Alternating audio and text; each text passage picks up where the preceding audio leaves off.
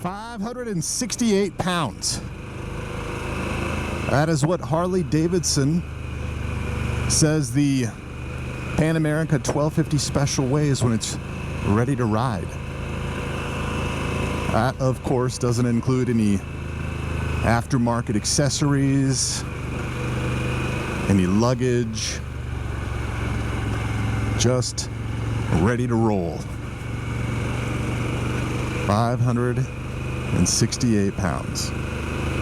That number definitely has got me thinking at times. Is it too much for me?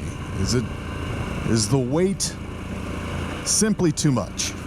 And here's where I'm coming from. I have ridden motorcycles off and on since I was probably 10 years old. And with the exception of that very first dirt bike when I was 10, everything's been a street bike. It wasn't until last year I bought my first adventure bike and got a better taste of off-roading as an adult. I can't say that I thoroughly enjoyed that motorcycle or the experience, but I was intrigued enough to continue to try, improve my skill level, and investigate different motorcycles. Because hey, who doesn't like getting a new motorcycle? Towards the end of 2021, I began to do a little bit of research on larger adventure bikes. One that really stuck out to me was the Pan America. Adaptive ride height, it is a big deal. I do like that aspect of the motorcycle. I'm still a newer ADV rider, but as my skills have progressed, I've begun to develop a little bit more of a kind of an off-road vocabulary. I've ridden more off-road this year than I have any other year in the past. Which definitely has me wondering, would I find more enjoyment riding a lighter weight bike? And what does the middleweight category have to offer? That segment has just exploded with extremely capable bikes, and it's a pretty exciting time to even consider looking at adventure bikes. You've got the Tenere 700, the Aprilia Tuareg 660, the Ducati Desert X. Soon we might see an entrant from Honda in the TransAlp. So there are a lot of bikes to choose from. The Aprilia looks interesting. It uses the exact same engine that the RS 660 or the Tuono 660 use. What would the benefits be in going to a mid-weight adventure bike? So you're gonna go from, let's say, 568 pounds down to around 440.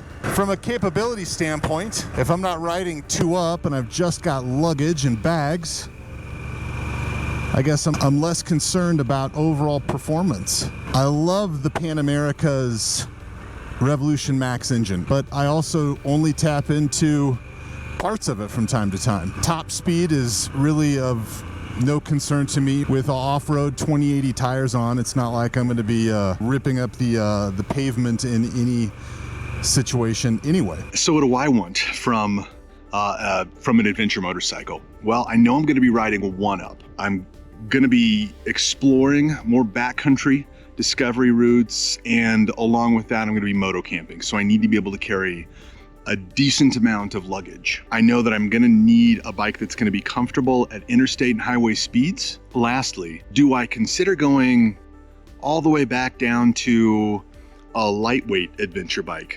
Maybe the KTM 390 Adventure or the BMW 310 GS, both lightweight adventure bikes, a fraction of the power and performance that the Pan Am offers, but I feel like it's also something for me to potentially consider. It would be a pretty substantial change, and I've gone the opposite direction. But I feel now, with my skill set, I would be more capable of taking advantage of any adventure bike that I was riding. Now, I'm not saying I'm going to be hucking it off of everything I see, but I do have a little bit more confidence in myself. So I am interested to hear down in the comments below. What was your experience? Have you made the change from a full-size adventure bike down to maybe a medium-sized adventure bike? Was it a more enjoyable experience? What about a lightweight adventure bike? I do think that as I have progressed in skill level, I'm at least able to begin to articulate some of the things I like and some of the things I dislike about the riding experience on the Pan America.